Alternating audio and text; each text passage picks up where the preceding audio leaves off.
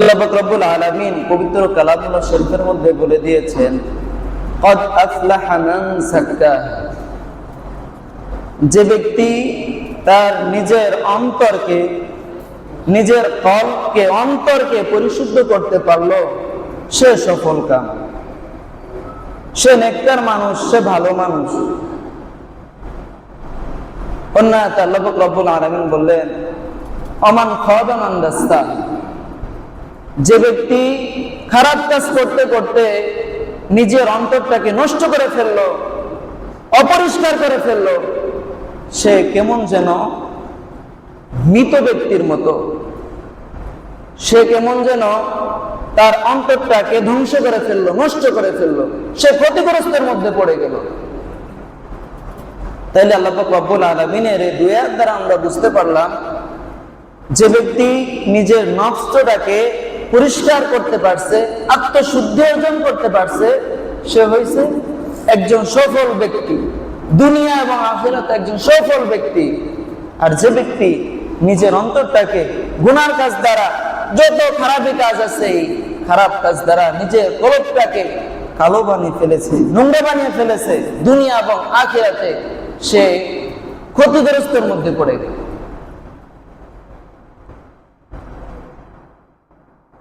আল্লাহ পাক রব্বুল আলামিন অন্য এক আয়াতের মধ্যে বলেছেন যে মানুষ এই দুনিয়াতে কিছুই ছিল না, মানুষ এই দুনিয়ার মধ্যে যখন আসলো, আল্লাহ পাক রব্বুল আলামিন বলেছেন, হাল আতা আলাল ইনসানু হিনুম মিনাদ দাহর লাম ইয়াকুন শাইআন মাযকুরা। আল্লাহ পাক রব্বুল আলামিন বলেন, মানুষ এই দুনিয়ার মধ্যে এমন এক সময় তার জীবন থেকে অতিবাহিত হয়ে গেছে, এই দুনিয়াতে উল্লেখ করার মতো কোন বস্তু, কোন ব্যক্তি সে ছিল না। এই দুনিয়ার মধ্যে কেউ তাকে চিনত না, কোন পরিচয় জানা ছিল না তার। এমন একটা সময় তার জীবন থেকে অতিবাহিত হয়ে গেছে। যখন আস্তে আস্তে ব্যক্তি বড় হওয়া শুরু করছে, আমি আস্তে আস্তে বান্দাকে লালিত পালিত করে আস্তে আস্তে বড় করলাম, তখন বান্দা ভালো মন্দ বুঝে গেল, আল্লাহ শক্তি দিয়ে দিল ভালো মন্দ বুঝার, খারাপ কোনটা, ভালো কোনটা, গুনার কাজ কোনটা, সওয়াবের কাজ কোনটা, সব কিছু যখন বান্দা বুঝে গেল, তখন আমি বান্দাকে ছেড়ে দিলাম, তোমার মেধা অনুযায়ী তোমার ভালো কাজটা তুমি গুছাও, তোমার খারাপ কাজটা, তোমার জীবনটাকে তুমি সাজাও। সেটা হইতে পারে ভালো কাজ দিয়ে, হইতে পারে খারাপ কাজ দিয়ে, এটা তোমার উপর ছেড়ে দিলাম। তাহলে আল্লাহ পাক রব্বুল আলামিন আমাদেরকে দুনিয়াতে ছেড়ে দিয়েছেন। যখন আমরা পরিপূর্ণ বয়সে পৌঁছলাম, যখন আমরা একজন প্রাপ্তবয়স্ক হিসেবে দুনিয়াতে পদার্পণ করলাম, তখন আমরা মালিককে ভুলে গেলাম। যখন আমরা ভালো মন্দ বুঝতে পারলাম, তখন মালিককে ভুলে গেলাম, তখন আর মালিককে চিনি না। মালিককে, এজন্য মালিক চেনার জন্য, আল্লাহকে চেনার জন্য আপনার অন্তরটাকে পরিষ্কার করতে হবে, তাহলে আপনি আল্লাহকে চিনতে পারবেন। যে মায়ের গর্ভ থেকে এই পর্যন্ত আমাকে নিয়ে আসতে পারছে, সে কে, এইটাকে যদি আপনি চিনতে চান, তাহলে আপনার অন্তরটাকে পরিষ্কার করতে হবে। আল্লাহকে চিনতে হলে অন্তরটাকে আয়নার মতো করতে হবে, তাহলে আল্লাহকে চেনা যাবে।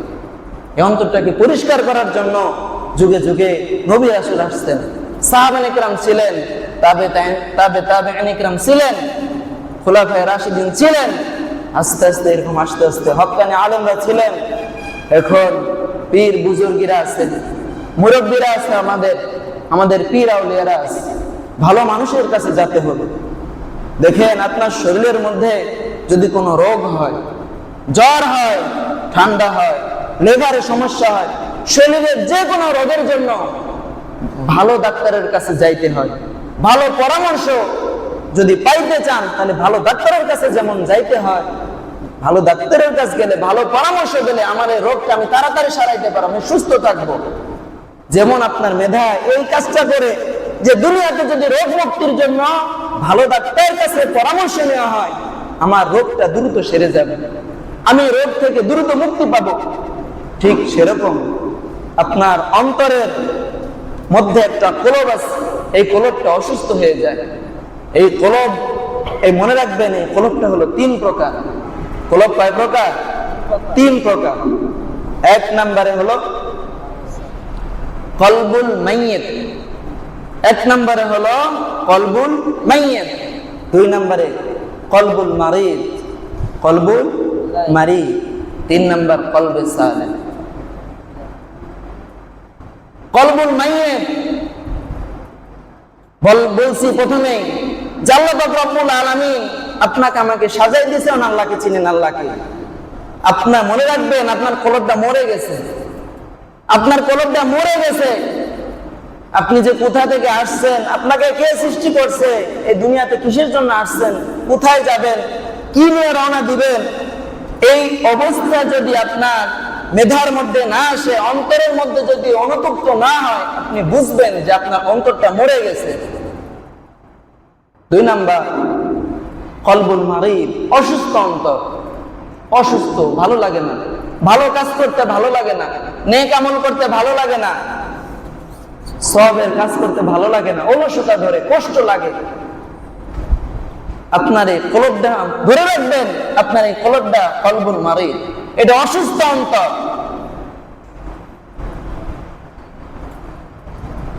আর একটা হলো কলবে সালিম, একেবারে নিরাপদ অন্তর।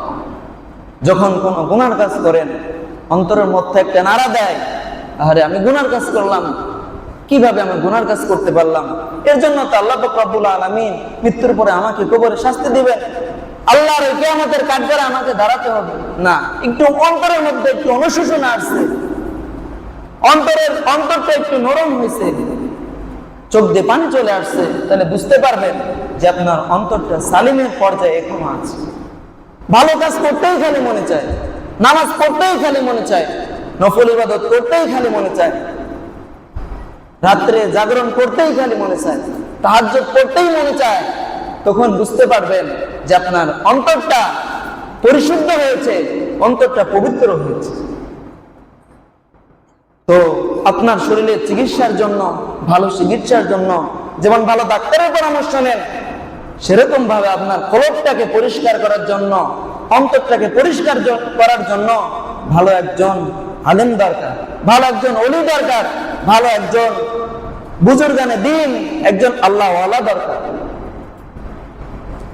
যদি আপনি আল্লাহওয়ালাকে তালাশ করতে যান, তাহলে আপনার মেধা দিয়ে চিন্তা করবেন যে ভালো ডাক্তার, কলবের ভালো ডাক্তার কোথায় আছে, কার কাছে গেলে আমি কলবের ভালো চিকিৎসা পাবো, কে আমাকে অন্তরটা পরিশুদ্ধ করার, গুনাহ থেকে বিরত থাকার, ভালো কাজ করার ওষুধ দিবে, আমি তার তালাশ করতে হবে।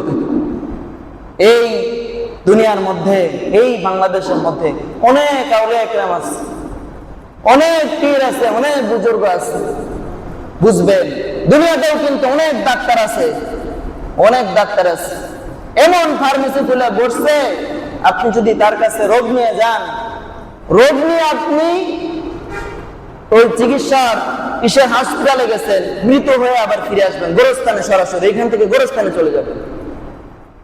এমনও ডাক্তার দুনিয়াতে আছে, এমনও আউলিয়া ইকরাম আছে, এমনও পীর মুরিদে আছে, যারা এই দুনিয়াতে সাধারণ মানুষদেরকে এমন ধোঁকা দিচ্ছে, ধোঁকা দিয়ে দিয়ে মানুষটাকে শিরক পর্যন্ত করে ফেলাই দিচ্ছে।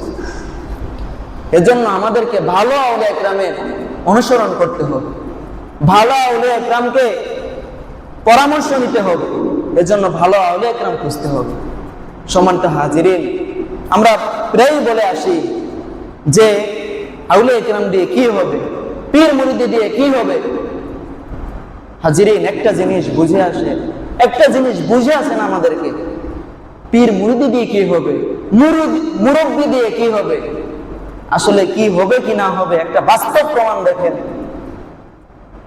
একটা কারেন্টের মধ্যে যদি আপনি একটা চার্জার ঢুকান, আর যদি ওই চার্জারটার আপনি মোবাইল চার্জে দেন, তাইলে মোবাইল চার্জ হবে কয়টা? একটা না 5টা? একটা চার্জার আপনি কিসের মধ্যে ঢুকায়, কারেন্টের ওইটার মধ্যে ঢুকাইলেন, এরপরে চার্জ দিলেন মোবাইলটা। একটা মোবাইল চার্জে দেওয়া যায় না, চার্জ হবে কয়টা? একটা না? একটা চার্জ হবে। যদি আপনি ওই কারেন্টের মধ্যে একটা মাল্টি প্লাগ, ওই কারেন্টের মধ্যে যদি আপনি ঢুকান, আর মাল্টি প্লাগ কতটা ছিদ্র, ওই ছিদ্রের মধ্যে যদি আপনি লাগান, চার্জার লাগান বা যে কোনো জিনিস লাগান, একসাথে চার্জ হবে কতগুলো না, কতগুলো একসাথে চার্জ হবে। ঠিক সেরকম ভাবে আপনার আমার পরিশুদ্ধ যদি করতে হয়, পীর মুরিদি অনেক আছে এই দুনিয়াতে, অনেকেই বলে পীর মুরিদি করে কি হয়েছে, সারাদিন গুনার কাজ করে বেড়ায়, জিকির আজগার করে না। পীর মুরিদি, পীররা, মুরব্বীরা যেরকম সবক দেয়, জিকির আজগার করতে দেয়, দুরূদ শরীফের ওজিফা আদায় করতে দেয়, কই সেইগুলা তো করে না ভালো মতো। পীর ধরে লাভটা কি?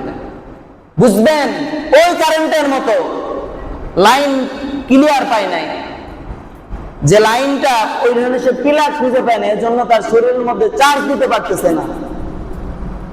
যদি ঠিক মতো লাইনটা লাগাইতে পারেন, তাইলে উনি প্রকৃত মুরিদ হওয়ার যোগ্যতা রাখেন। এজন্য ভালো পীর হলে একরামের সন্ধান করবেন আপনার আকল অনুযায়ী। আমরা পীরাই শুনে আসছে, সারসিনা দরবার আমাদেরকে জিকিরের তালিম দেয়।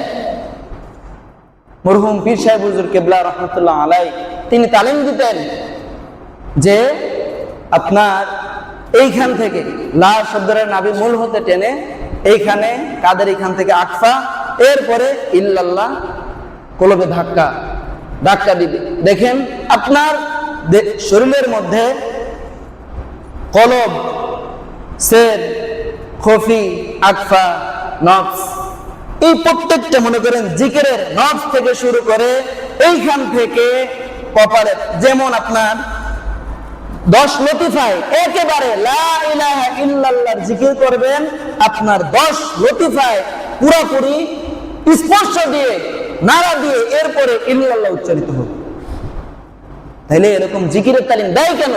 আপনার কলবটাকে পরিবর্তন করার জন্য, আপনার কলবটাকে পরিষ্কার করার জন্য, যাতে আপনার অন্তর থেকে অহংকার, হিংসা, রিয়া, তাকাব্বুরি, গুনার কাজ সব কিছু দূরীভূত হয়ে আপনার একটা কলবে সালিম তৈরি হয়। এজন্য পীর আউলিয়া ইকরাম আপনাদেরকে এই জিকিরের তালিম দেয়। এজন্য মুরব্বীদের কাছে যাইতে হয়, পীর মুরিদের কাছে যাইতে হয়, ভালো পরামর্শ নিতে হয়। নিজে নিজে বড় আলেম সাজতে হয় না। কোরআন হাদিস পড়ে আপনি বড় আলেম হইতে পারেন, কলবের ডাক্তার হইতে গেলে অনেক সাধনা করতে হয়, অনেক চেষ্টা করতে হয়। একদিনে বড় আল্লাহর ওলি হওয়া যায় না, একদিনে তাসকিয়ে নফস অর্জিত হয় না, একদিনে কলবে সালিম তৈরি হয় না। এগুলো তৈরি করতে হলে সাধনা করতে হয়, চেষ্টা করতে হয়। করতে করতে করতে করতে এই নফসের আপনার কলবে সালিম তৈরি হয়, নফসে মুতমাইন্না তৈরি হয়, তখন খালি ভালো কাজ করতেই মনে চায়। এজন্য আমাদেরকে আউলিয়া ইকরামের কাছে যাইতে হবে, ভালো মানুষের কাছে যাইতে হবে, যেখানে গেলে আমরা আমাদের অন্তরটাকে, কলবটাকে সুন্দরভাবে পরিষ্কার করতে পারি। হাজিরিন, একটা জিনিস চিন্তা করবেন, এই দুনিয়াতে আসছি কিছুদিনের জন্য। আল্লাহ পাক রব্বুল আলামিন পবিত্র কালামুল্লাহ শরীফের মধ্যে বলেছেন, সূরা মুলুকের মধ্যে বলেছেন, তাবারাকাল্লাযী বিয়াদিহিল মুলকু ওয়া হুয়া আলা কুল্লি শাইইন কাদির আল্লাযী খালাকাল মাউতা ওয়াল হায়াতা লিয়াবলুয়াকুম আইয়ুকুম আহসানু আমালা। আল্লাহ পাক রব্বুল আলামিন আমাদেরকে দুনিয়াতে হায়াত দিয়েছেন, মওত দিয়েছেন, এটার একমাত্র কারণ হলো আমি বান্দাকে পরীক্ষা নিব। একমাত্র পরীক্ষা নেওয়ার জন্য আল্লাহ পাক রব্বুল আলামিন আমাদেরকে মৃত্যু দিবেন। জান্নাত দেওয়ার জন্য আল্লাহ পাক রব্বুল আলামিন মৃত্যু দিবেন। আপনি আমি জান্নাতের একমাত্র বাধা হলো মৃত্যু। মৃত্যু হলেই আপনি জান্নাত।